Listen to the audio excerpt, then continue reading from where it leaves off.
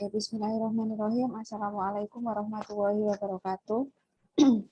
Waalaikumsalam. Warahmatullahi wabarakatuh. Selamat pagi, salam sejahtera untuk kita semuanya.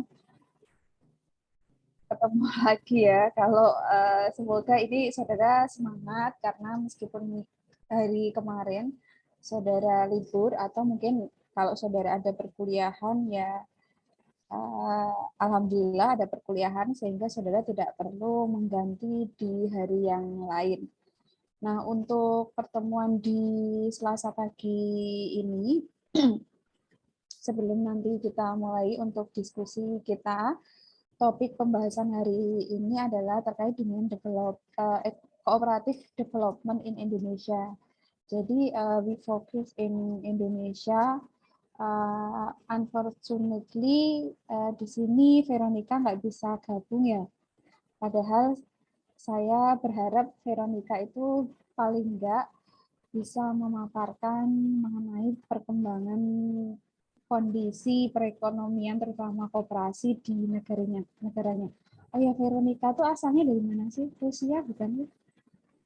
Iya Bu, dari Rusia. Oh iya, dari Rusia. Kalau yang siapa? Si Elaman kan dari Kyrgyzstan ya. Padahal saya tuh pengen dengar ceritanya si Veronica. Kondisinya dia sekarang di sana bagaimana kayak gitu. Atau mungkin saudara juga sudah ini ya, sudah cerita mungkin ya, sudah dengar cerita dari Veronica. Sudah tanya-tanya belum? Belum ya? Tapi kondisinya baik-baik aja kan? Sekarang lagi di Montenegro, Bu. Oh, alah, lagi di Montenegro. Oke. Semoga Veronica dalam keadaan baik. Kalau Rusia kayaknya baik-baik aja sih. Kecuali kalau di Ukraina ya. Ukraina belum nggak baik-baik juga sih. Ya masih agak mengkhawatirkan ya. Gitu. Tapi semoga Veronica bisa aman. Insya Allah aman kalau Veronica. Oke, sebelum kita mulai perkuliahan kita hari ini, marilah kita berdoa terlebih dahulu. Semoga perkuliahan hari ini diberikan kelancaran dan nanti saudara bisa memahami semua pembelajaran kita dari awal sampai akhir. Sambil nunggu teman-temannya untuk join karena baru 16 orang. Oke, berdoa dipersilahkan.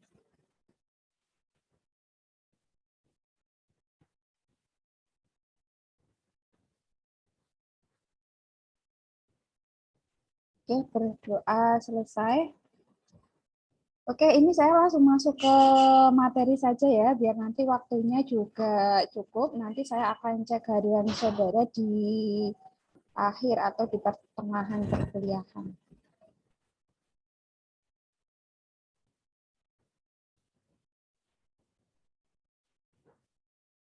Oke. Nah, kalau di dua pertemuan sebelumnya kita membahas mengenai basic concept of cooperative. For the next meeting, in the third meeting, we discuss about the development of cooperative in Indonesia. We focus in Indonesia country. Jadi bagaimana nanti perkembangan koperasi di Indonesia, kira-kira koperasi itu sebenarnya ada sejak kapan? Nah, ini sangat menarik sekali untuk kita bahas. Tapi kalau kita berbicara masalah histori ya, jadi mungkin nanti akan sedikit saja nanti saya bahas di beberapa slide ini.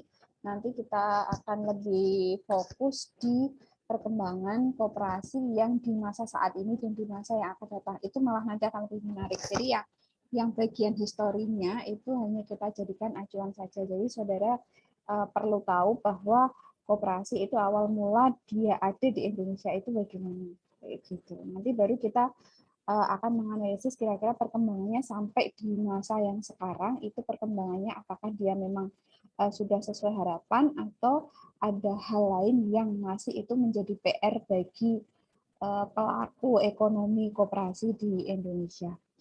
Gitu. Oke, sebelum ini ada yang sudah membaca slide-nya? sebelum perkuliahan ini kan mungkin saudara sudah melihat slide-nya. Ini slide-nya sudah terlihat di tempat saudara ya? Sudah, Bu. Oke. Ada yang sudah ngecek terlebih dahulu tadi sebelum perkuliahan ini atau baru hari ini, baru saat ini ya, saudara melihat slide ini? Baru ya?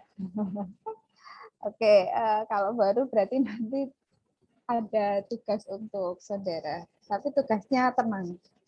Tugasnya insya Allah gampang. Jadi kalau kita berbicara masalah perkembangan koperasi di Indonesia ya, jadi kita hanya fokus di Indonesia. Nanti kalau saudara ingin tahu kira-kira perkembangan koperasi di berbagai dunia, nanti kita akan sedia. Sebenarnya enggak, topiknya itu sudah di pertemuan pertama sebenarnya. Kalau kita berbicara masalah sejarah ya, sejarah dari koperasi. Tapi kalau perkembangan koperasi nanti coba akan saya carikan artikelnya untuk kita diskusikan. Gitu. Tapi kalau yang hari ini kita fokus di Indonesia saja. Nah, perkembangan koperasi di Indonesia itu sebenarnya dibagi ke dalam 3 periode. Sesuai dengan asal muasal Indonesia berdiri ya, bukan Indonesia ada. Jadi yang pertama itu adalah di periodenya Dutch atau Belanda. Saudara tahu bahwa sebelum Indonesia merdeka kita dijajah oleh Belanda selama puluh tahun, ratusan tahun ya gitu. Jadi otomatis ketika penjajahan Belanda masuk ke Indonesia, di situ tidak hanya dalam jangka waktu pendek tetapi jangka waktu yang cukup panjang, sehingga penjajahan itu tentunya membawa dampak di berbagai sektor kehidupan masyarakat Indonesia, tidak hanya sektor sosial budaya, kemudian ada sosial ekonomi juga, politik juga, sehingga pasti nanti kalau kita melihat di masa penjajahan Belanda tentu ada sumbangsi dari perkembangan koperasi. Jadi ini yang nanti akan menjadi patokan awal mula berdirinya koperasi. Awal mula ada koperasi di Indonesia. Kemudian ini yang periode pertama, periode yang kedua itu adalah periode Jepang. Jadi setelah penjajahan Belanda berakhir, yang di situ digantikan oleh Jepang, tentunya pada masa pendudukan Jepang itu juga yang tadinya koperasi ini memang sudah ada, akhirnya koperasi ini juga tetap ada di masa pendudukan Jepang, akan tetapi nanti dia akan berubah sistemnya. Nanti apakah nanti sistemnya itu masih sama dengan yang ada di Belanda? Jelas itu berbeda, tetapi nanti kita lihat perbedaannya di mana. Tapi kalau koperasinya itu masih tetap ada, hanya sistemnya saja yang nanti akan berbeda. Gitu. Nah, Jepang selesai di sini perlawanan masyarakat Indonesia untuk mencapai kemerdekaan, demokrasi Indonesia itu sudah digaungkan sejak masa Belanda, kemudian sampai digantikan oleh Jepang hingga akhirnya kita mencapai kemerdekaannya di tahun 1945. Nanti itu pun juga bergeser, keberadaan dari koperasi itu bergeser dari yang hanya misalkan di Jepang itu hanya sebatas koperasi yang bentuknya toko saja, sampai yang di masa demokrasi itu dia berubah menjadi koperasi yang memang statusnya itu lebih baik daripada di masa pendudukan Belanda atau di masa pendudukan Jepang. Nah, mulai dari tahun 45 sampai sekarang, nah, ini yang nanti akan kita jadikan fokus, yang nanti akan kita coba perdalam lagi kira-kira perkembangannya seperti apa. Dan mungkin saudara juga sudah punya data awal bahwa total koperasi di Indonesia itu bahkan sampai ratusan ribu. Tetapi bagaimana perkembangannya? Apakah setiap tahun itu dia semakin bertambah ataukah dia semakin berkurang? Itu yang nanti akan kita discuss. Oke. Nah, hari ini yang akan saya jelaskan mulai dari yang Belanda dulu ya. Jadi kalau di masa pendudukan Belanda itu dimulai pada abad ke-18. Itu sebenarnya belum ada ya. Jadi pada masa abad ke-18 itu pendudukan atau kolonialisasi dari Belanda itu sudah ada, sudah masuk ke Indonesia, meskipun sebenarnya sebelum Belanda itu kan juga ada Portugis ya, ada Portugis, tapi untuk keberadaan dari koperasi itu sendiri dimulai di abad ke-18 di masa kolonialisasi Belanda, di mana pada waktu itu ada seorang patih, kalau dulu kan masih bentuknya masih kerajaan. Jadi Patih Raden Arya Wiriatmaja di Purwokerto. Jadi pada masa itu pendudukan Belanda itu ada di berbagai wilayah, salah satunya ada di Jawa Tengah.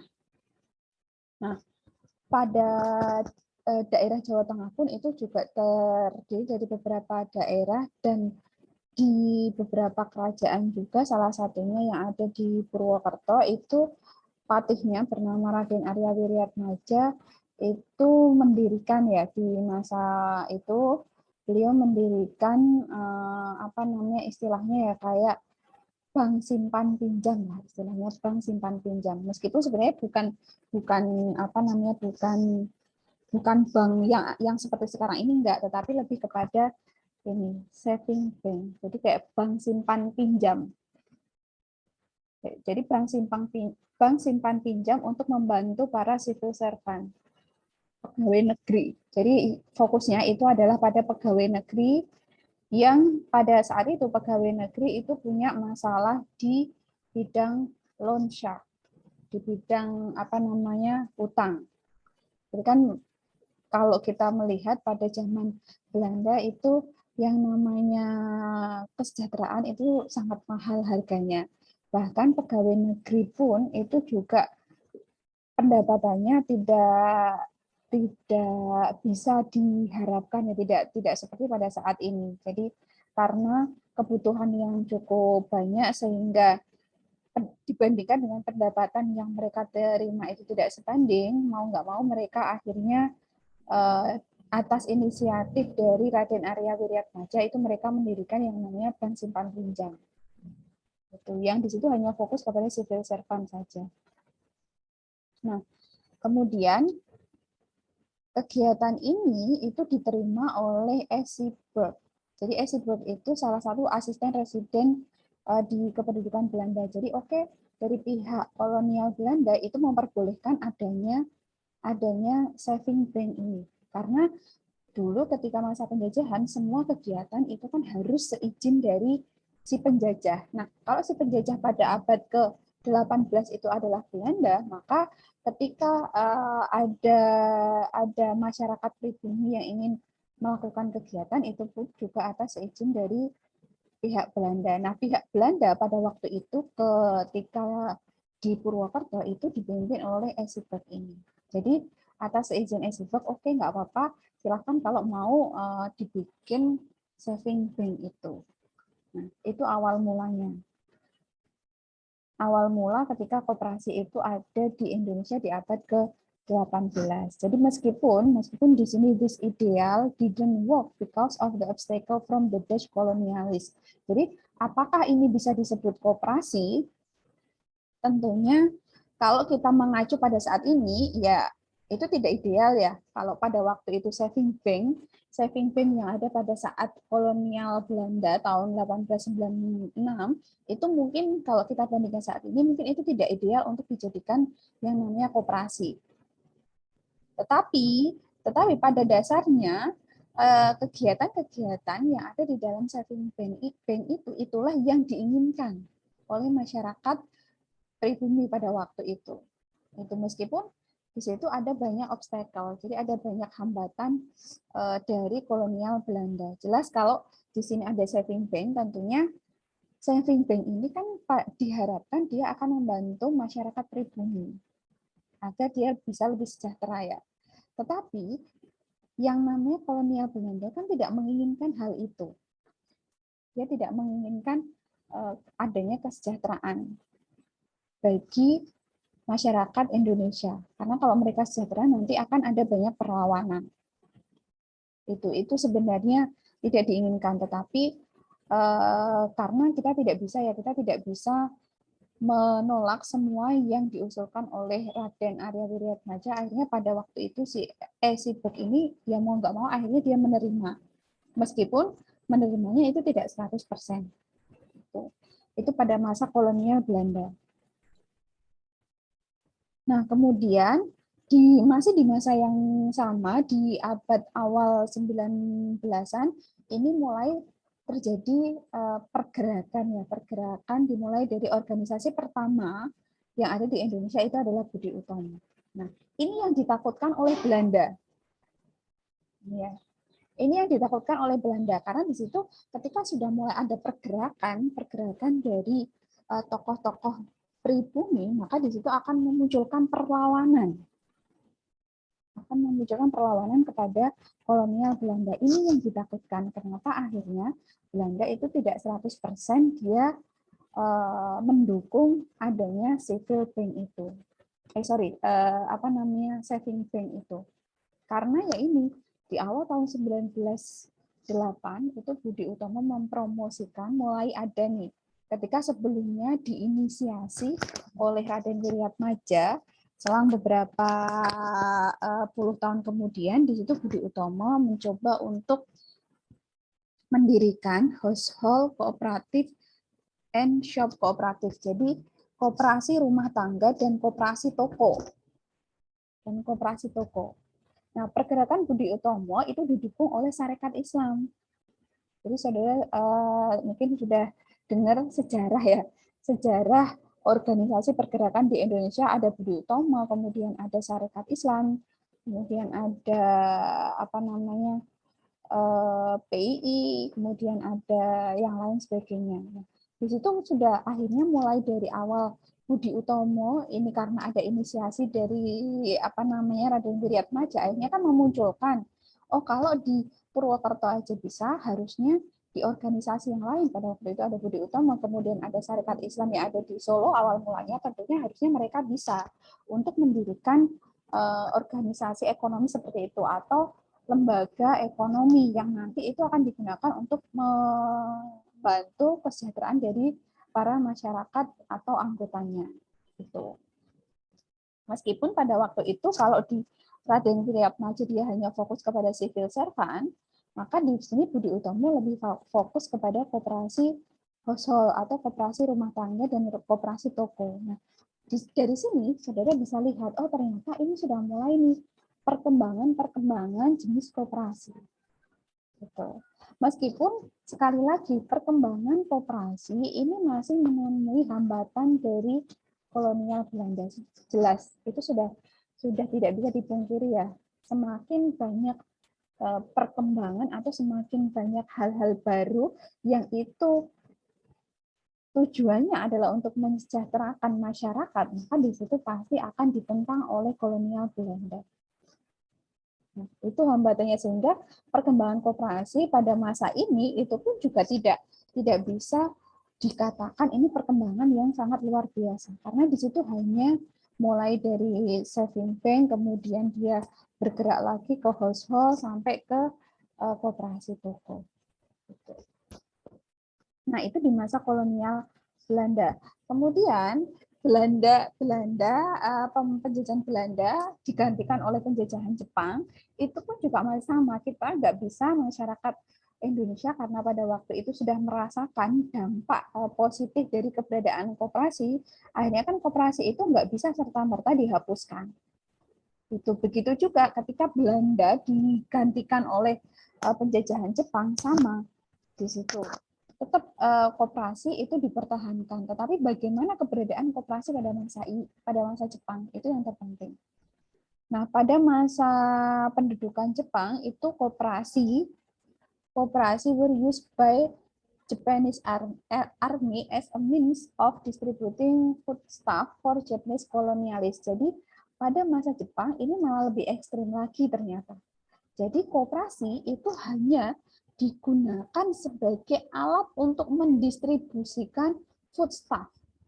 Jadi koperasi itu hanya dijadikan alat untuk mendistribusikan bahan pangan ke Japanese Army, ke tentara Jepang. Itu. Jadi yang awalnya koperasi itu harusnya dia menyediakan kebutuhan bagi para anggotanya, tetapi justru sama Jepang itu dijadikan alat untuk pendistribusian bahan makanan ke Japanese Army, ke tentara Jepang. Itu. Jadi bukan pada tentara Jepang itu kan bukan anggota dari koperasi, tetapi karena yang berkuasa pada saat itu adalah Jepang, akhirnya Jepang itu memperbolehkan koperasi berdiri di Indonesia, tetapi dengan syarat mereka harus mendistribusikan bahan makanan ke tentara Jepang. Nah, ini yang harusnya tidak diperbolehkan dan tidak sesuai dengan kalau di masa saat ini ya tidak sesuai. Tapi karena di masa pendudukan Jepang pada waktu itu, mau nggak mau kan masyarakat Indonesia akhirnya menyetujui.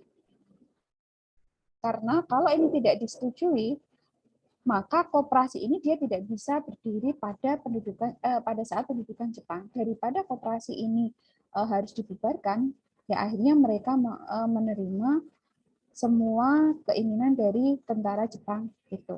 Nah, ini yang sebenarnya kalau kita katakan ini nggak sesuai ya, nggak sesuai sama jiwa dari koperasi itu sendiri.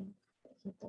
Nah, koperasi pada masa pendudukan Jepang itu did not experience development, but instead its collapse. Jadi pada masa Jepang ini sudah pasti dia tidak terlalu berkembang banget, beda dengan kependudukan Belanda. Kalau Belanda kan dia mengizinkan itu. Yang tadinya si Eisenberg ketika Patih Wriatmaja pertama kali menginisiasi, dia memperbolehkan, meskipun di situ tantangannya sangat banyak sekali. Tetapi paling enggak ketika ada izin di situ, itu akan menjadi dasar bagi pemerintah Purwokerto pada saat itu untuk mengembangkan koperasi. Tetapi ketika sudah digantikan Jepang, malah yang ada tidak terlalu berkembang karena di situ yaitu tadi hanya sebagai alat saja. Oke, kamu boleh mendirikan koperasi, tetapi kamu harus mendistribusikan makanan ke tentara Jepang. Karena pada saat itu Jepang kan dia ketika terjadi pendudukan di Indonesia, berarti Jepang mau nggak mau itu kan dia berada di wilayah Indonesia, berarti ketika mereka harus makan, kemudian tempat tinggal dan lain sebagainya, berarti kan mereka harus mengambilnya dari Indonesia. Nah, ini keuntungan yang diperoleh Jepang, jadi mereka tidak perlu susah payah untuk mencari bahan makanan. Tetapi sayangnya kalau di Indonesia ya mau nggak mau kita harus nurut kepada pemerintah Jepang karena posisinya kita adalah sebagai pihak yang tertindas pada waktu itu. Sehingga kalau kita mau tetap koperasi itu ada, meskipun koperasi pada waktu itu ya dia tetap bisa menyediakan kebutuhan bagi anggotanya, tetapi kan mereka harus kerja ekstra lagi karena mereka juga harus mendistribusikan bahan makanan ke tentara Jepang. Nah, itu yang mengakibatkan pemerintah koperasi pada waktu pendudukan Jepang itu tidak terlalu berkembang. Itu. Nah, akhirnya kalau saudara lihat sejarah berdirinya Indonesia, sebenarnya ini masih ada kesesuaian. Kalau saudara nanti bisa flashback kembali sejarah kemerdekaan Indonesia mulai dari Belanda, Jepang, nah sampai ketika Indonesia akhirnya pada waktu itu Soekarno-Hatta itu sudah mulai menggaungkan bahwa Indonesia itu harus merdeka, maka seiring kemerdekaan Indonesia, keberadaan koperasi itu juga akhirnya diperhitungkan. Keberadaan koperasi mulai diperhitungkan sejak tahun 1945. Jadi pada tahun ini Indonesia merdeka, maka keberadaan koperasi yang dirasa masyarakat Indonesia pada waktu itu ternyata sangat membantu sekali bagi keberadaan ekonomi masyarakat, akhirnya itu dipertahankan. Itu secara konstitusi, secara lembaga, akhirnya pada tahun 1947, 2 tahun kemudian, diadakanlah Kongres Koperasi pertama. Kongres Koperasi pertama yaitu 12 Juli tahun 1947 di Tasikmalaya, dan sampai sekarang tanggal 12 Juli itu diperingati sebagai Hari Koperasi. Itu awal mulanya. Itu. Jadi kalau saudara tanya kenapa 12 Juli itu dijadikan sebagai Hari Koperasi? Karena itu adalah tanggal di mana Kongres Koperasi pertama itu diadakan. Jadi kayak semacam kongresnya itu RAT-nya lah. RAT-nya, rapat anggota tahunannya, itu pertama kali diadakan adalah tahun 1947. Gitu. Kemudian berapa ini? Berarti 6 tahun kemudian diadakan kongres yang kedua dan ditetapkan Muhammad Hatta itu sebagai Bapak Koperasi Indonesia. Gitu. Jadi selama 6 tahun ini itu tidak ada tokoh yang dijadikan panutan. Ini sebenarnya siapa sih pendiri koperasi itu nggak ada. Tetapi sejak 1953 di situ masih presidennya masih dipegang oleh Soekarno-Hatta. Itu akhirnya Muhammad Hatta itu ditetapkan sebagai Bapak Koperasi Indonesia karena beliau sebagai salah satu founder di kemerdekaan Indonesia itu juga memperjuangkan keberadaan dari koperasi itu. Itu awal mulanya. Kemudian,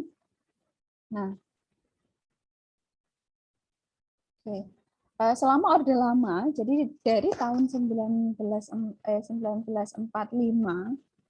sampai 1967, berarti ini adalah masa-masa Orde Lama, tetapi justru apakah ketika kemerdekaan Indonesia itu sudah diraih, secara otomatis koperasi itu berkembang? Ternyata tidak, karena pada masa mulai 45 sampai 1967 ternyata koperasi itu hanya dijadikan sebagai alat politik saja. Kok pensilnya enggak? Ya. Jadi ternyata pada waktu itu mulai dari 45 sampai 67 selama 22 tahun koperasi itu hanya dijadikan alat politik. Alat politik untuk istilahnya, kalau saya bilang ini alat politik untuk melegalkan Indonesia. Itu karena saudara tahu sendiri bahwa selama 47 sampai 67 itu adalah masa-masa tersulit Indonesia untuk mendapat pengakuan dari negara lain. Itu bahwa ini loh kami sudah merdeka. Bahkan sekarang PR-nya setelah merdeka, apakah setelah merdeka otomatis kita udah dapat semuanya? Enggak. Secara institusi dalam negeri kita sudah merdeka, tetapi secara luar negeri kan negara-negara lain belum tentu tahu bahwa Indonesia itu ternyata sebuah negara, kan banyak yang nggak tahu. Nah, itu yang akhirnya dijadikan sebagai alat politik. Akhirnya koperasi itu sebagai alat politik untuk melegalkan Indonesia, bahwa di Indonesia itu adalah negara yang merdeka. Gitu. Sehingga ini sebenarnya sudah melenceng dari identitas awal koperasi. Ternyata ini menjadi masalah tersendiri. Ternyata setelah kita merdeka pun tidak lantas koperasi itu juga langsung merdeka lah istilahnya ya. Itu tidak. Ternyata juga masih hanya dijadikan sebagai alat politik saja bagi penguasa pada waktu itu. Jadi tidak hanya Belanda, tidak hanya Jepang, tetapi pada masa pemerintahan Indonesia itu pun juga koperasi masih ada intervensi dari government. Masih ada intervensi dari government. Jadi istilahnya koperasi itu belum mandiri. Gitu. Kemudian pada tanggal 18 Desember itu pemerintah akhirnya setelah dijadikan sebagai alat politik, pemerintah pun sebagai timbal baliknya, balas jasanya itu membuat peraturan nomor 12 tahun 67 tentang asas-asas koperasi. Nah, ini undang-undang pertama yang disahkan oleh pemerintah.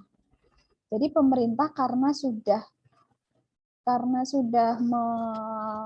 istilahnya sudah membuat koperasi itu sebagai alat politik, Maka untuk melegalkan koperasi tersebut, pemerintah membuat Undang-Undang Koperasi nomor 12 tahun 1967. Ini undang-undang pertama. Kemudian pada tahun 1978 itu juga ada undang-undang lainnya yang berkaitan dengan BUUD atau koperasi unit desa ya, karena kalau kita berbicara masalah koperasi itu tidak bisa dilepaskan dari masing-masing masyarakat. Kalau undang-undang yang asas koperasi yang 67 itu adalah untuk semuanya, sedangkan keberadaan koperasi di masing-masing desa tentunya strukturnya pun akan berbeda. Unit usahanya itu juga akan berbeda, sehingga pemerintah membuat instruksi presiden, berarti ini di bawahnya undang-undang, itu nomor 2 tahun 78 itu fokus kepada badan usaha unit desa, atau kalau yang sekarang itu ada koperasi unit desa. Nah, in the early stage, village unit cooperative only included agricultural cooperative. Nah, ini juga yang menjadi permasalahan juga, karena pada waktu itu ketika tahun 1978 koperasi desa itu yang dimaksud dengan koperasi desa itu hanya koperasi pertanian. Kemudian village cooperative and village business wide cooperative. Jadi hanya fokus kepada pertanian dan bisnis saja, tidak sampai ada koperasi yang lain, misalkan ada koperasi pertambangan dan lain, itu enggak ada karena dia hanya fokus ke agrikultural. Kemudian village unit cooperative membership is not based on the type of business, but is based on the resident or member. Jadi anggota dari koperasi unit desa itu basisnya bukan kepada jenis usahanya. Kalau misalkan ya, saya punya usaha pertanian, maka apakah saya itu bisa masuk ke koperasi unit desa? Itu enggak. Jadi basisnya bukan pada unit usahanya, bukan kepada type of bisnisnya, tetapi berdasarkan pada ini resident of the resident or member. Jadi basisnya itu adalah kamu lokasinya di mana. Itu. Kalau misalkan saya adalah warga dari desa A. Kemudian desa A itu punya koperasi pertanian. Misalkan itu A. Kemudian saya itu adalah N. Saya bukan warga desa A, tapi saya punya usaha pertanian. Apakah saya boleh masuk ke KUD pertanian yang ada di desa A? Maka ini tidak boleh. Meskipun saya punya usaha pertanian. Jadi basisnya itu adalah based on di mana dia berada. Itu pada masa 1978. Nah, ini yang terpenting. Setelah beberapa mulai dari 67 sampai 92 berarti sekitar 15 tahun ya. 15 tahun kemudian akhirnya dibuatlah Undang-Undang Nomor 25 Tahun 92. Nah, yang sampai sekarang itu masih kita jadikan pegangan, yaitu konsen kepada koperasi. Ini Undang-Undang Koperasi yang sampai saat ini kita masih mengacu kepada hal itu, meskipun ada undang-undang terbaru ya. Ada undang-undang terbaru nomor 17 atau nomor 12 kalau nggak salah. Tahun 2012 itu ada. Tetapi Undang-Undang nomor 25 itu masih kita jadikan acuan. Nah, pada tahun 98 ada instruksi presiden juga, berarti ini di bawahnya undang-undang ini, karena peraturan presiden itu kan di bawahnya undang-undang. Itu tahun 98 nomor 18 yang dia fokus kepada development of cooperative, which stipulated that people were allowed to establish cooperative without boundaries of work area and were given the opportunity to be more independent and free to carry out their business activity. Jadi Undang-Undang nomor 18 tahun 98 ini peraturan presiden nomor 18 tahun 98 ini, dia fokusnya adalah kepada bagaimana pengelolaan koperasi itu secara mandiri dan bebas melaksanakan aktivitas bisnisnya. Jadi ini adalah peraturan presiden yang fokus kepada pengelolaan koperasi. Gitu. Jadi di dalam peraturan presiden itu dijelaskan salah satunya adalah setiap koperasi itu berhak mengelola kegiatan bisnis mereka. Jadi keberadaan government itu only control. Yang sampai saat ini pun itu juga masih berlaku ya. Jadi bukan lagi bukan lagi keberadaan pemerintah itu sama seperti ketika tahun 67 yang di situ adalah political tools. Itu enggak, tetapi sekarang sudah lebih kepada controlling. Gitu. Nah, ini current cooperative condition. Jadi bagaimana koperasi Indonesia saat ini ya. Saat ini berarti kita sudah masuk ke abad 20-an. Nah, ini yang akan kita analisis. Kalau secara de jure itu ada 3 pilar perkembangan ekonomi di Indonesia. Jadi ekonomi di Indonesia itu ditopang oleh 3 pilar. Yang pertama ada BUMN, ada BUMS, dan ada koperasi. Tapi kalau ini secara de jure, tetapi berbanding terbalik kalau secara de facto. Kalau secara de facto, ketiga penyangga ekonomi Indonesia ini, ternyata koperasi itu still have difficulty keeping pace with the other 2 pillars. Jadi ternyata keberadaan koperasi itu masih mendapatkan kesulitan dibandingkan dari 2 pilar, yaitu BUMN dan BUMS.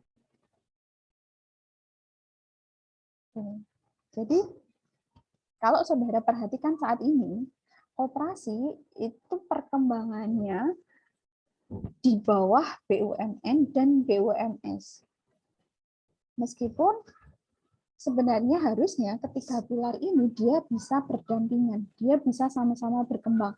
Akan tetapi berbagai masalah, berbagai hambatan yang dialami koperasi itu tidak bisa menandingi perkembangan dari BUMN maupun BUMS.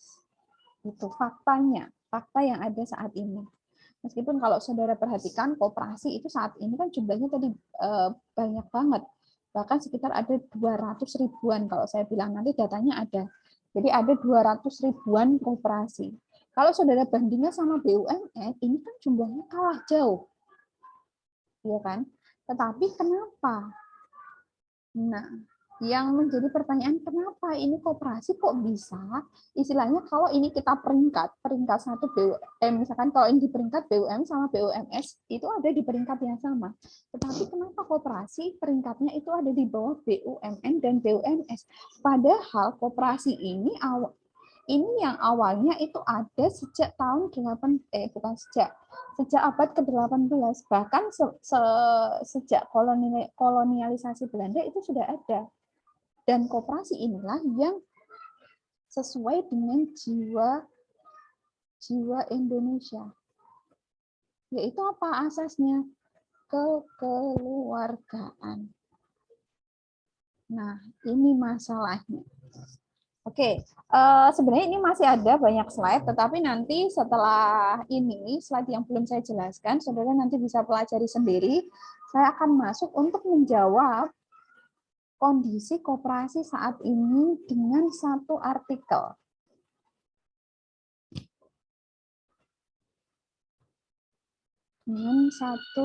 Kita masih ada waktu ya. Oke, linknya saya share di kolom chat box saja ya. Silakan nanti saudara bisa. Nanti saya tampilkan juga, saya share screen juga. Kemudian, oke. Silakan, itu salah satu artikel yang pandangan tentang koperasi saat ini dan koperasi di masa yang akan datang. Silakan saudara bisa dibaca terkait dengan isi dari tulisan tersebut dan silakan saudara berikan opininya mengenai isi dari artikel tersebut. Oke. Apakah ini mau dikerjakan untuk tugas atau saudara langsung analisis saat ini saja? Langsung dianalisis saat ini sekarang. Kalau dianalisis sekarang, berarti saudara tidak perlu mengerjakan tugas. Tapi kalau ini mau saudara jadikan tugas, ya silahkan, boleh.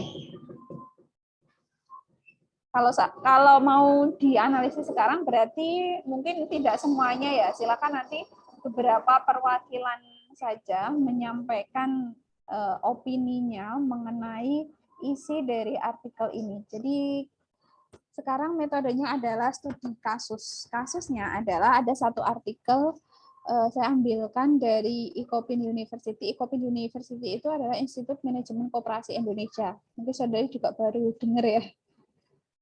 Itu jadi Institut Manajemen Koperasi Indonesia yang alamatnya ada di Jatinangor. Jadi salah satu dosen di Icopin University ini, beliau menuliskan tentang koperasi kini dan harapan ke depan. Jadi beliau memaparkan bagaimana kondisi perekonomian saat ini dan koperasi di masa yang akan datang itu seperti apa. Nah, artikel ini ditulis masih baru sebenarnya di tahun 2021 bulan 7. Jadi pertengahan tahun kemarin. Oke, saya ini langsung analisis saja ya, biar nanti saudara tidak perlu mengumpulkan tugas. Atau saudara mau jadikan tugas ini? Silahkan pilih. Langsung dianalisis. Kita masih ada waktu. Kalau mau langsung dianalisis, nanti saya kasih waktu berapa? 5 menit sampai 7 menit untuk membaca tulisan ini. Langsung saja ya. Ini bagaimana? Mau langsung apa mau dijadikan tugas? Kalau mau langsung saat ini silakan langsung bisa dibaca. Silakan. Siapa komtingnya siapa nih? Fikrul ya? Fikrul mau langsung apa mau dijadikan tugas? Mungkin buat saya untuk tugas saja, Bu. Soalnya belum ketemu jawabannya.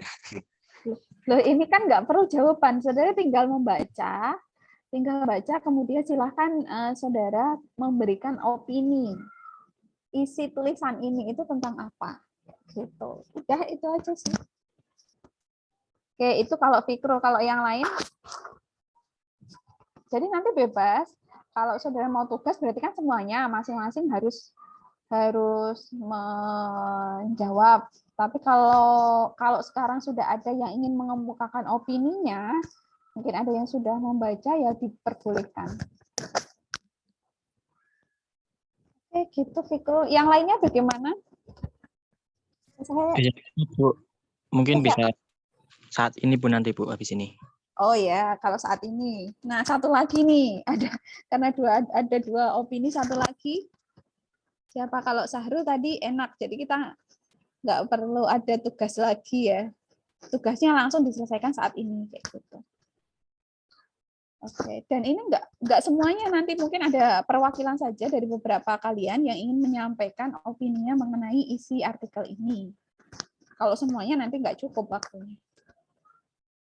Yang lain mau saat ini atau dijadikan tugas? Oke, saya tanya yang cewek dulu. Oke, Salsa. Salsa. Salsa ada nggak nih? Salsa mau saat ini atau tugas, Sa?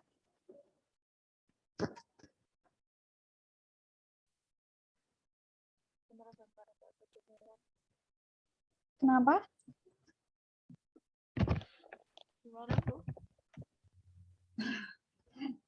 Salsa ini lagi di mana, Sa? Di rumah, Bu. Oke. Sasa udah lihat kolom chat box-nya ya? Iya, Mi. Oke. Ini mau diselesaikan saat ini juga atau mau dijadikan tugas? Sekarang juga nggak apa-apa. Oke, sekarang ya. Oke. Tapi yang ngasih opini saya, Bu. Ya nanti terserah. Kalau Salsa mau ngasih opini ya boleh. Atau misalkan Ninda mau ngasih opini juga boleh. Bebas siapa yang mau ngasih opini. Gitu. Oke, gitu ya Fikro ya. Karena 3 orang tadi Fikro mintanya ini tugas. Sahrul mintanya udah diselesaikan saat ini. Nah, karena sama satu-satu, maka saya minta satu lagi Salsa.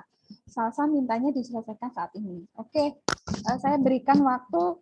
Harusnya tadi sambil kita ngobrol, tadi saudara harusnya sudah membaca. Saya kasih waktu 5 menit. Silakan. Kalau sudah ada yang ingin memberikan komentarnya, dipersilahkan. Jadi tidak harus nunggu 5 menit. Mungkin selama tadi kita ngobrol, saudara sudah membaca, ya nggak masalah. Gitu. Langsung saja nanti kalau saudara ingin menyampaikan opini. Sambil saya cek kehadiran saudara ya. Oke, saya ini. Saudara nanti bisa lihat melalui link yang saya share ya. Ini saya stop share dulu untuk ngecek si kadunya. Ini ya. Sorry, masih sama ternyata. Oke. Bentar. Ini si kadunya belum saya cek.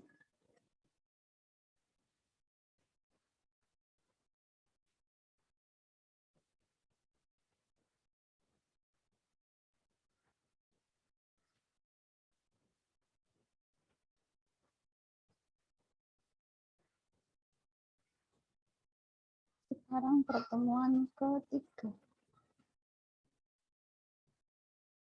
Oke, Andika Safani. Andika mana? Andika Safani Syahdan. Ada Bu Adil. Hadir. Salsa Dela Siva. Hadir, Bu. Risna Iftahur Rohmah. Hadir, Bu. Syahrul Isma Febrian. Hadir, Bu.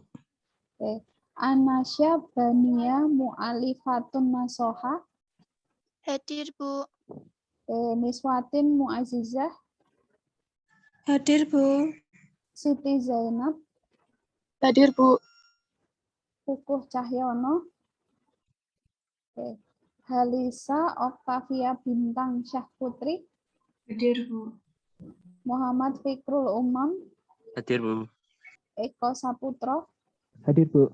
Eko Saputra, sorry. Rista Maulidina. Hadir, Bu. Ninda Indriani Nur Solihah. Hadir, Bu. Safrina Gesiliana Putri. Hadir, Bu. Seanita Febriana Angelika. Saya mana saya? Iya, Bu. Saya sudah bisa upload tugasnya belum? Yang mind mapping yang kemarin. Bisanya diupload dalam bentuk foto, Bu. Oh ya udah nggak apa-apa. Kan itu memang bebas. Saudara mau upload dalam bentuk itu memang kalau saudara perhatikan di di petunjuknya itu all type dokumen. Jadi semua file dokumen itu boleh pakai PDF, boleh pakai JPEG, boleh pakai Microsoft Word, atau saudara menyantumkan linknya juga nggak masalah sih sebenarnya. Terima kasih, Bu. Ya, Andika Saifur Rahman. Hadir Bu. Faisal Rizky Prastia. Hadir, Bu. Terakhir Veronica Maksimovna Demencuk. Enggak ada ya. Veronica itu malah udah ngumpulin loh dia. Alhamdulillah dia on time. Coba kayaknya Veronica kemarin itu sudah ngumpulin. Coba saya lihat tugasnya ya. Ini nanti semoga hari ini selesai, nanti saya cek tugasnya. Saya kasih nilainya nanti langsung saya tulis di Elena saja ya. Saudara nanti bisa cek di di setiap tugasnya. Kalau sudah selesai saya koreksi, nanti saya infokan ke saudara, sehingga saudara nanti bisa langsung lihat nilainya. Yang saya nilai yang pertama itu adalah terkait dengan isinya. Jadi isi dari mind mapping yang saudara sudah bikin. Kemudian yang kedua adalah terkait dengan kemenarikan. Karena kalau kita bikin mind mapping, itu sebenarnya kan yang pertama isinya itu lengkap atau tidak. Lengkap dalam artian bukan full ya, bukan full tulisan gitu. Tidak hanya itu.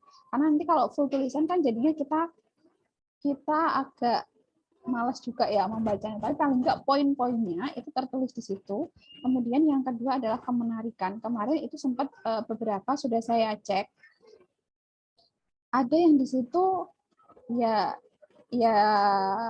bagus, ada yang di situ masih memang butuh kemenarikan lagi. Kalau kemenarikan itu kan masalah desain ya. Sebenarnya banyak aplikasi yang bisa saudara pakai dan tergantung kreativitas sih sebenarnya. Kreativitas itu yang terpenting.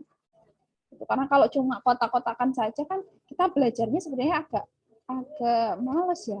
Tapi kalau di situ menarik, kita bikin, oh ini loh bagannya, oh ini alurnya dia larinya ke sini itu sudah bagus. Gitu. Kemarin ada beberapa yang sebenarnya menarik karena saya tahu yang bersangkutan itu pasti pakai program. Karena saya juga pernah pakai program yang serupa dengan dia. Oke, sudah ada yang ingin menyampaikan opininya terkait dengan isi artikel yang sudah saya share? Coba yang belum. Nah, Veronica malah sudah ngumpul ini, sudah lengkap. Nanti kita lihat. Oke. Ini ada yang PDF juga, kemudian ada yang Word.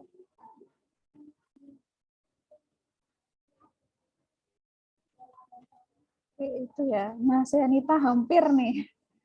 Seanita untung nggak kelebihan ya, karena maksimal jam 9. Kalau nggak salah dia jam 8.56.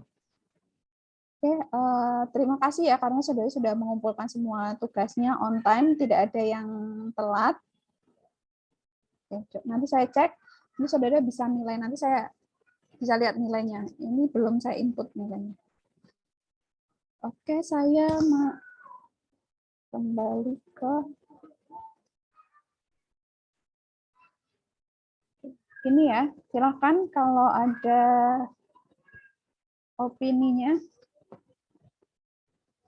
Kalau tidak ada saya tunjuk, tapi kalau ada Saya, Bu. Oke. Siapa ya tadi? Andika. Ya. Oke, Andika silakan, Dik. Di sini saya Bu, mau membahas tentang koperasi saat ini tentang model. Di sini saya belajar dari Bu. Koperasi daerah saya, ada koperasi itu koperasi peternak kan Bu. Ya. Itu sangat sulit sekali mengajukan modal. Nah, ini pesaingnya adalah produk dari PT Greenfield Bu.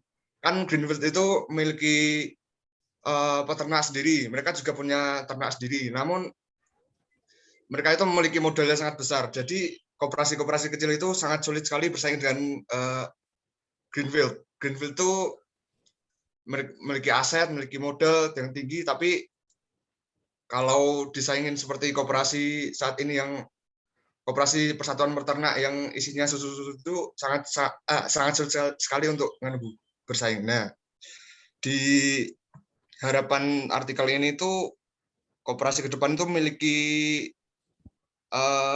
added value. Nah, koperasi susu itu sulit berkembang karena kurangnya modal, pendidikan, dan juga aset. Nah, mereka itu tidak memiliki barang-barang untuk mengembangkan kualitas mereka. Kan si Greenfield ini memiliki aset untuk berkembang. Nah, mereka mengolah susu mereka itu menjadi susu konsumsi. Sedangkan para peternak ini hanya melakukan jual beli susu dengan hanya susu murni saja, tidak dikembangkan sebagai sabun, produk konsumsi juga lain-lain. Mereka hanya mengolah susu, hanya dinginkan lalu dikirim ke misalnya Cimory atau Ultramilk dan susu Diamond. Nah, menurut saya hanya itu, Bu, harapan dari artikel ini. Oke, kalau Andika itu asalnya dari mana? Di Saya dari Getasan, Bu. Getasan itu mana ya? Kopeng, Kabupaten Semarang. Oh iya, iya. Deket ya berarti di situ. Deket Ya, daerah apa namanya kayak tadi Greenfield, Cimory itu ya. ya, saingan baik sekali, Bu. Iya. Oke, itu pendapatnya dari Andika. Nah, related banget ya sebenarnya Andika pun juga di sekitaran tempat tinggal Andika itu ada sebenarnya. Jadi Andika ini bagus karena dia mengcompare antara koperasi yang ada di daerahnya dengan koperasi-koperasi pesaingnya ya, yang tentunya kalau seperti Greenfield kemudian Cimory itu kan bentuknya sudah perusahaan ya, dia otomatis juga modal yang menjadi salah satu permasalahan dari koperasi itu juga nggak terlalu susah kayak gitu. Padahal permodalan itu yang salah satu masalah yang menghambat perkembangan koperasi. Itu dari Andika, silakan teman-teman yang lain. Izin masuk, Ibu. Silakan Syahrul. Ya, menurut saya dari artikel itu tuh bisa kayak disimpulkan kalau dari perkembangan koperasi di masa sekarang sama untuk masa ke depan. Menurut saya koperasi yang sekarang itu kayak kurang berpegang teguh sama asas-asasnya gitu, Bu. Dan anggapan dari masyarakat tentang koperasi itu kayak ibaratnya itu salah satu jalan buntung kalau misalkan nggak punya uang gitu. Sebenarnya kan koperasi itu kan memiliki tujuan yang sama, tapi kayak orang-orang itu kayak takut untuk masuk koperasi itu karena ya nanti di di di digebrak-gebrak gitulah, Bu, kayak yang FYP di TikTok gitu kan ada yang gitu kan sampai lempar pasir segala. Nah, menurut saya itu koperasi itu harus kayak memberikan pemahaman kepada masyarakat bahwasanya koperasi itu seperti ini gitu, dan menghapus stereotip terkait tentang koperasi itu adalah suatu hal yang ya kayak ribet mungkin dan lain sebagainya gitu. Terus menilai dari terkait tentang perkembangan itu, harapannya sih koperasi bisa lebih ada produk-produk hal yang baru dan menghapus statement-statement yang ada pada masyarakat. Karena apalagi di masa pandemi ini ya, Bu, banyak orang-orang yang banyak usahanya, banyak yang gulung tikar dan bingung untuk mulai usahanya dan bingung untuk mencari modalnya. Nah, harapannya koperasi itu bisa membenahi terkait permasalahan itu. Nah, saya juga pernah buat kayak esai gitu terkait tentang koperasi yang dimana koperasi di masa pandemi, hindari atau rangkuli seperti itu, Bu. Jadi kayak harapannya itu koperasi itu bisa merangkuli masyarakat untuk memulai bisnis-bisnis baru, inovasi-inovasi baru terhadap masyarakat. Jadi seperti itu, Bu, kurang lebihnya. Oke, bagus sekali dari Syahrul. Bahkan sampai Syahrul sudah, tadi Syahrul bikin esai ya? Iya, Ibu. Esainya untuk tugas atau untuk dipublikasi kemana? Sudah dipublikasikan belum? Waktu itu udah sih, Bu, waktu itu. Kan itu kan idenya dari saya, waktu itu ada kelompok, aku kan ikut Kopma itu. Kelas Manju itu bikin koperasi itu tentang esai itu tentang itu. Koperasi di masa pandemi itu hindari atau dirangkuli seperti itu. Nanti isi-isinya itu ya menghapus stereotip masyarakat tentang koperasi yang dipandang yang negatif gitu. Jadi tidak melulu larinya ke BUMN ataupun bank-bank yang seperti biasa seperti itu, Bu. Itu maksudnya itu dilombakan nggak? Dilombakan atau hanya di opini ditempel di mana gitu atau diposting di mana gitu? Oh, waktu itu kan ada diklat menengah nasional tuh, Bu. Nah, itu dipublikasi itu ada hak ciptanya juga kan waktu itu disuruh bikin hak cipta. Oh, berarti udah di hak ciptakan ya? Udah. Walah, ya sudah. Takutnya kalau belum nanti saya bantu untuk publikasi. Tapi kalau ini nggak cuma Syahrul ya, nanti teman-teman juga Kalau saudara mau nulis sesuatu, opininya tentang tentang koperasi, silahkan nanti bisa dikonsultasikan ke saya. Nanti saya bantu untuk publikasi. Kalau saudara mau dipublikasikan di media massa, misalkan yang Suara Merdeka atau Tribun, atau misalkan di situ ada Kompas, silakan saudara nanti bisa menghubungi saya. Nanti saya bantu. Itu kan itu lumayan ya. Atau saudara mau bikin mini riset itu juga boleh tentang koperasi. Misalkan Syahrul atau teman-temannya juga silahkan boleh. Oke, itu bagus sekali dari Syahrul karena ini ya. Jadi kalau kita berbicara masalah koperasi itu akan lebih relevan lagi kalau kita benar-benar terjun langsung. Kayak semisal teman-teman saudara ada Syahrul, kemudian kemarin juga ada beberapa di kelas ini yang ikut Kopma, itu kan akhirnya tahu bagaimana pengorganisasian dari koperasi itu seperti apa. Sebenarnya baik itu koperasi di mahasiswa, entah itu koperasi simpan pinjam maupun koperasi misalkan produksi, itu sebenarnya nggak terlalu jauh beda. Asasnya sama, prinsipnya sama. Yang membedakan itu hanyalah mekanisme kerjanya saja. Kerjanya secara operasionalnya saja nanti akan berbeda. Selebihnya sama kok. Oke, itu terima kasih dari Andika sama Syahrul. Itu kan bagus-bagus analisisnya, bahwa sebenarnya saudara itu tahu ya, saudara tahu bagaimana kondisi koperasi saat ini. Yang sebenarnya kalau kita lihat dari segi kuantitas itu banyak banget.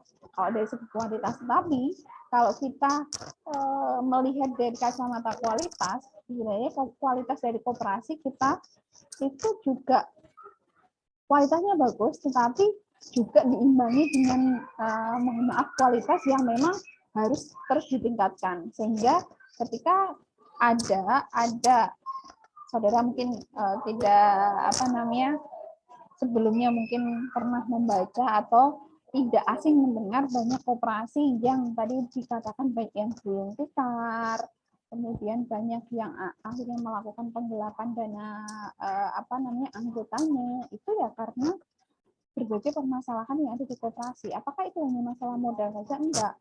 Tapi kalau kita melihat manajemen koperasi itu kan banyak. Ada manajemen keuangan, ada manajemen pemasaran. Saya ambil contoh misalkan kalau masalah manajemen keuangan, berarti masalah modal. Jelas ya, modal koperasi itu dari mana sih? Dari anggota. Jadi kalau anggotanya nggak aktif, anggotanya pasif, maka di situ modal koperasi juga tidak akan bisa maksimal. Karena kalau kita cuma mengandalkan pemerintah, tidak akan dapat. Karena koperasi itu adalah organisasi yang mandiri. Gitu. Kemudian permasalahan yang lain apa? Misalkan manajemen pemasaran.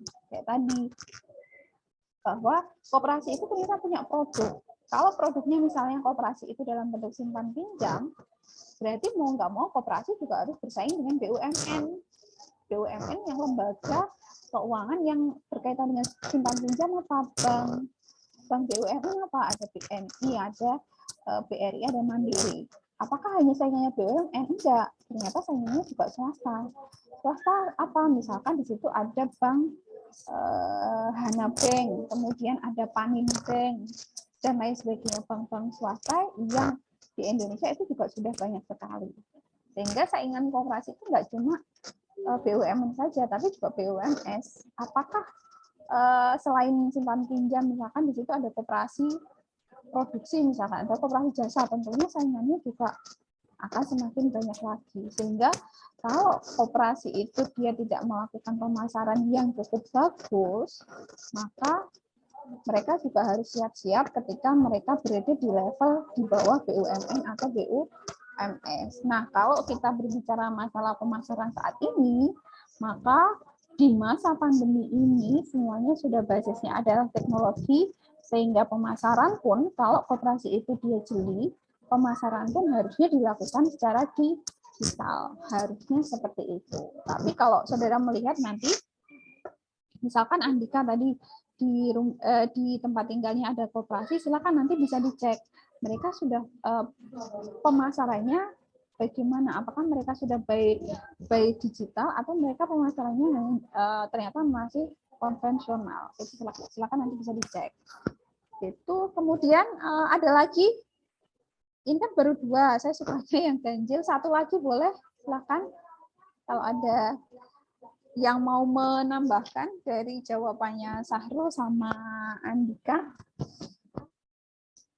satu lagi boleh. Ini sudah saya catat ya di tempat saya. Untuk keaktifan kita hari ini Andika sama Sahrul. Ya, silakan yang lain. Yang cewek, silakan yang cewek. Kan sudah ada nih 2 cowok, tambah 1 lagi yang cewek. Monggo kalau mau menganalisis.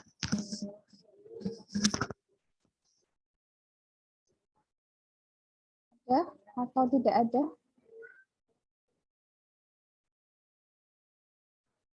Nih, kalau saudara lihat di koperasi saat ini itu kan jumlahnya banyak banget. Koperasi aktif turun sebanyak nih. Ini tahun 2019 ya, 2 tahun 2 tahun yang lalu lah. Koperasi yang aktif itu turunnya sangat banyak sekali, 123 unit. Jumlah anggotanya berapa puluh juta, ini 22 juta. Koperasi yang sudah register, yang punya nomor induk koperasi itu ada 35. Kalau secara nasional, itu ternyata hanya 37 yang melakukan RAT. Jadi ini masih rendah sekali sebenarnya ya.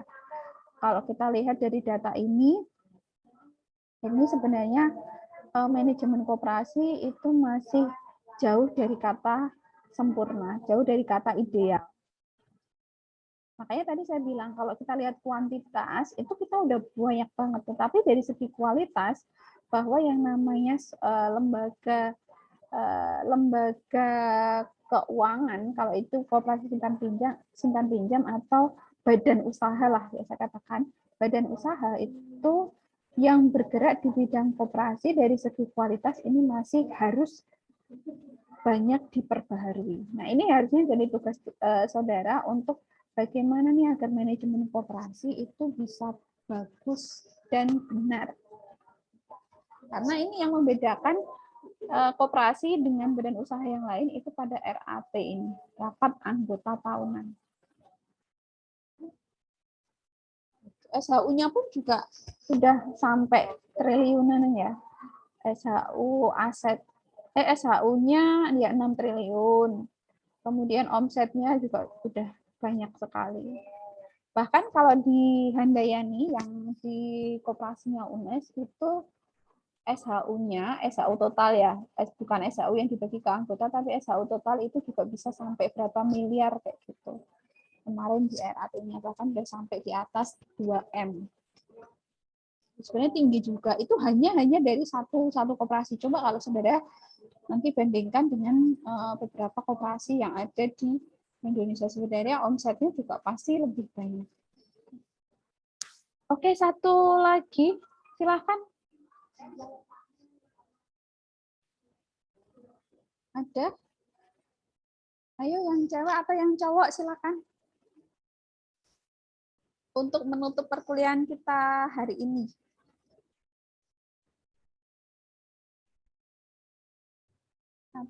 Atau saya tunjuk, kalau saya tunjuk enggak lah. Nanti nilainya berkurang. Silakan.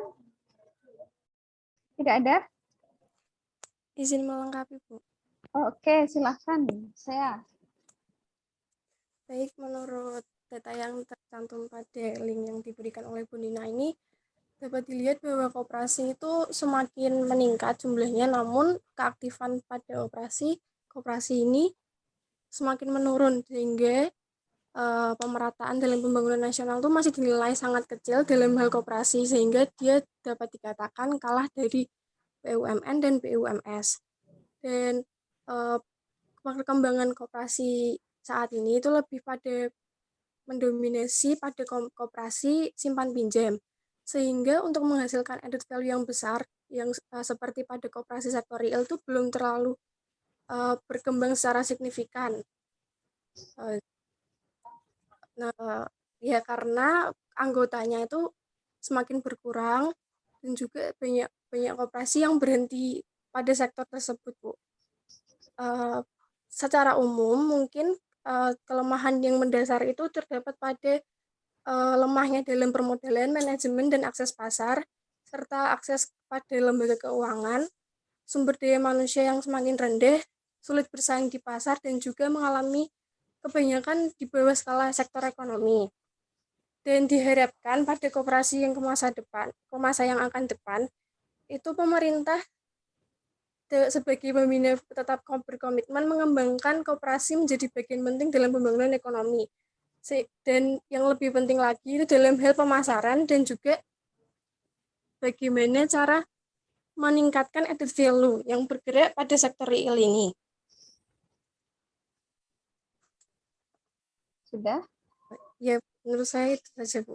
Oke, terima kasih Seanita atas opininya mengenai isi dari artikel ini. Jadi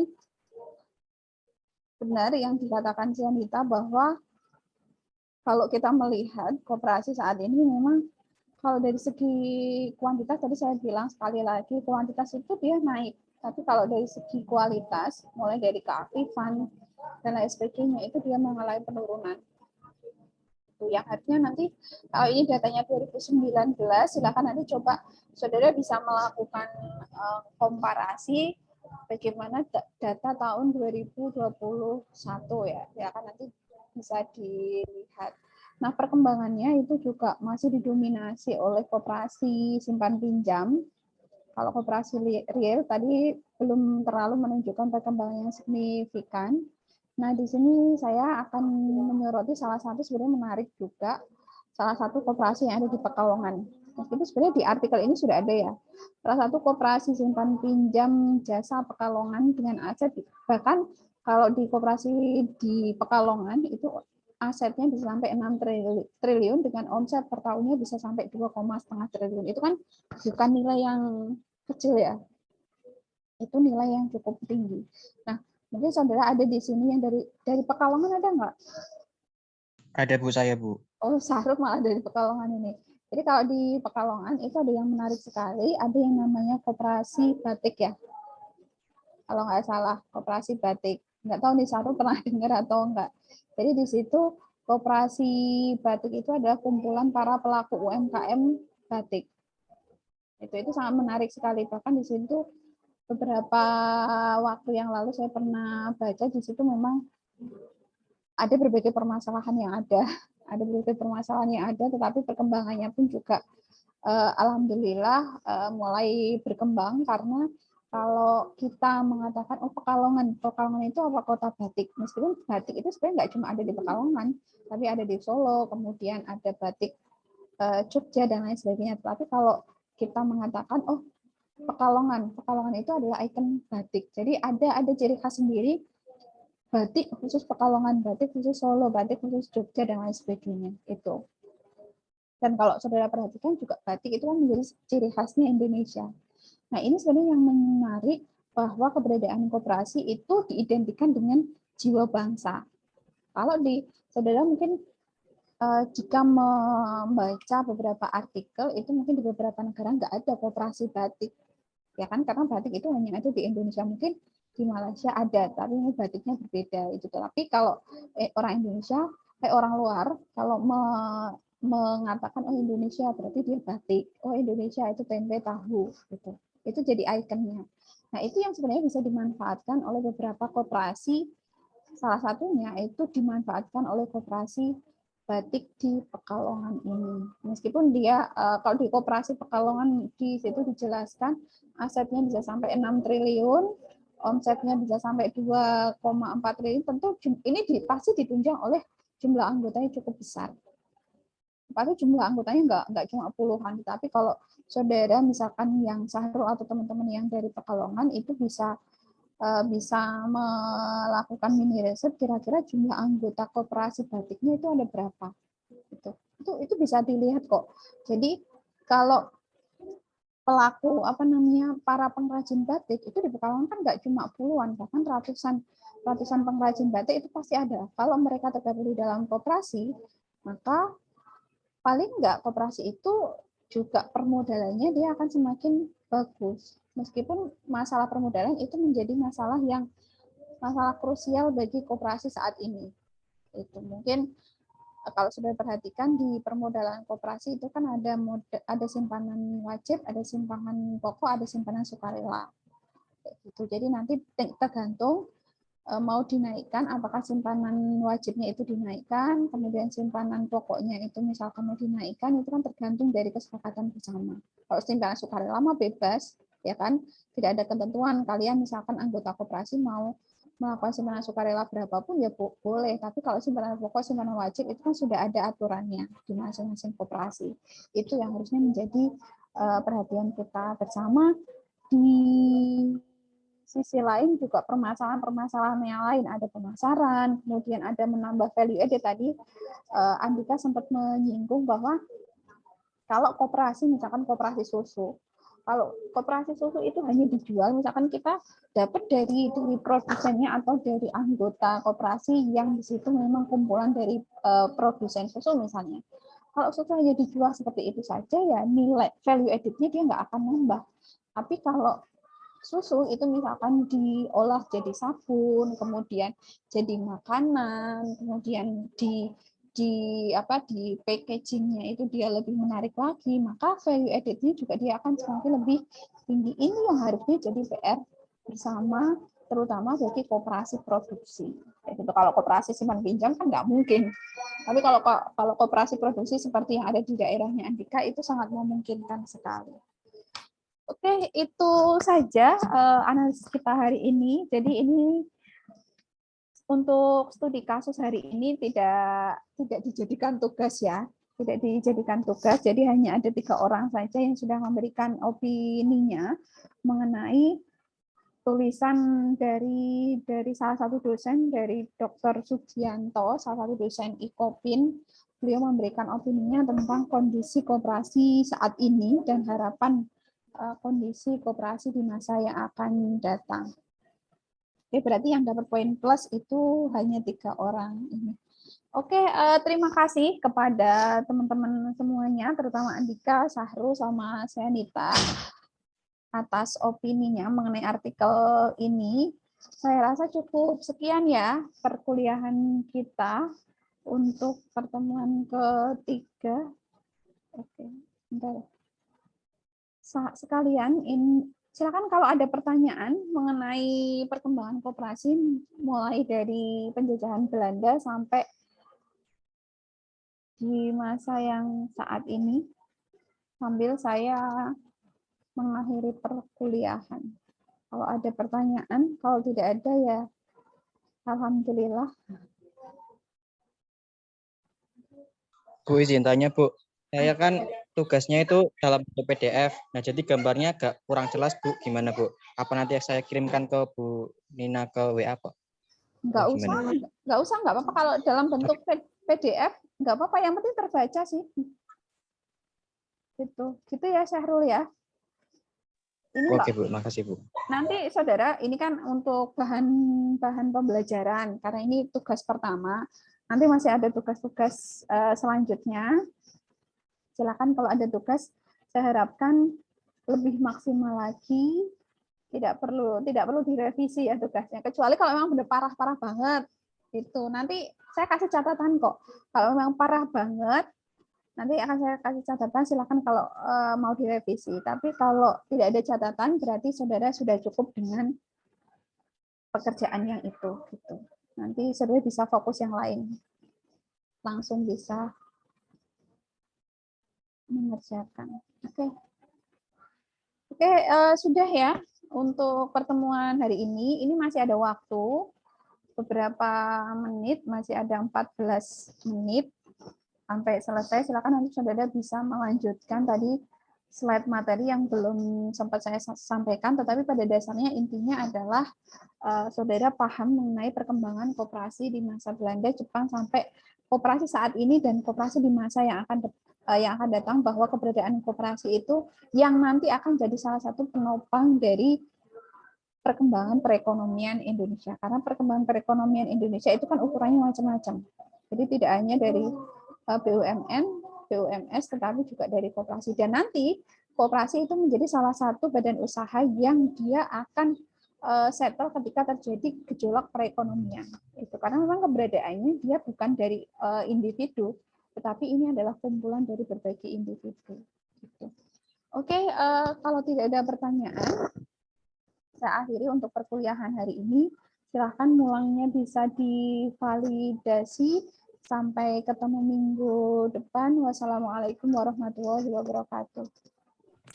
Waalaikumsalam. Terima kasih, Bu.